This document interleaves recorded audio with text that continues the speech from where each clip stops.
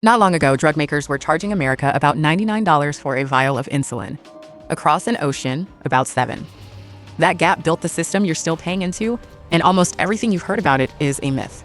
In the next 4 minutes, the 4 biggest plus what actually changed. Every number here comes from public data, sources on screen and linked below. Where a figure is an estimate or still changing, we'll say so. Myth 1, insulin is expensive because it's expensive to make. Not really. Insulin is a roughly 100-year-old drug. A peer-reviewed analysis estimated that a full year's supply could be made, at a profit, for roughly $48 to $70 for human insulin, and under $133 for the pricier modern analogs. The newer analogs do carry a real, if small, manufacturing cost, but whatever you're paying at the counter, you're paying for the system, not the chemistry. Myth 2, other countries must get an older, weaker version. They don't, it's the same modern analog insulin from the same makers. In 2022, the last full year before the big price cuts, the United States was paying nearly 10 times what 33 other wealthy nations paid for insulin combined, about 9.7 times their average in manufacturer prices. US prices ran about 6 times those in Canada, 8 times Japan's, 10 times Britain's, 7 times Germany's, and more than 13 times what they charge in Australia. The only real difference is that those countries negotiate one national price. The United States, until very recently, didn't.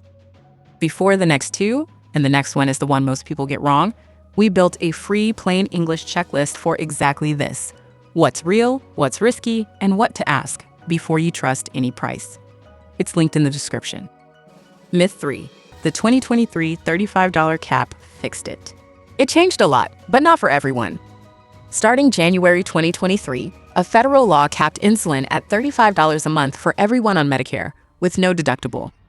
The 3 big makers then cut their own list prices: Eli Lilly by about 70%, Novo Nordisk by 75%, and Sanofi by 78%, and extended a $35 cap to many people with private insurance.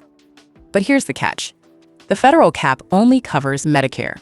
Back in 2018, before any caps, more than 1 in 4 insulin users on individual and small group plans paid above $35 a month.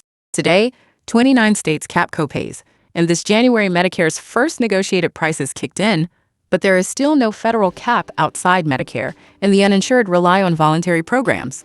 Picture a rideshare driver in San Antonio, type 1 diabetes, no insurance. The federal cap never reaches him. At 2 vials a month, the list price puts him near $200 before test strips, and his discount depends on a manufacturer's voluntary program. Myth 4, so just buy it cheaper abroad. It's not that simple, and it's getting less true every year. Personally, importing prescription drugs is sharply restricted under US law, so this is rarely the clean shortcut it sounds like.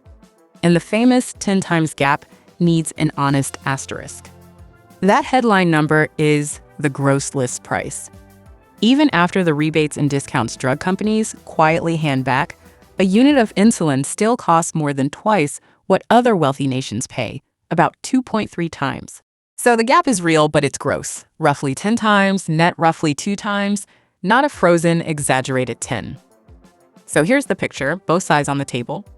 The savings are real. This is a century-old drug that costs a few dollars to make. US spending on it tripled from $8 billion to over $22 billion in a decade. And a study found about 1 in 6 insulin users had stretched or skipped doses to save money. But the story genuinely changed. The 2023 caps and price cuts brought real relief to millions. List prices on major insulins have since fallen to roughly $25 to $70 a vial. And yet a 2024 follow-up at Yale found rationing rates unchanged from 2017. And the catch is real too.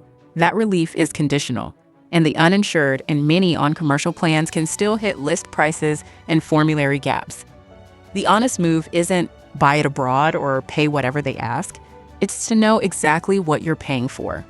That's a conversation for you and a licensed prescriber, not a website. If a no-hype breakdown like this is useful, subscribe. The real cost of care, no clinic ads, no sponsors. $99 here, $7 there. That was the gap. The system it built is still on the table. You shouldn't have to go broke to feel whole.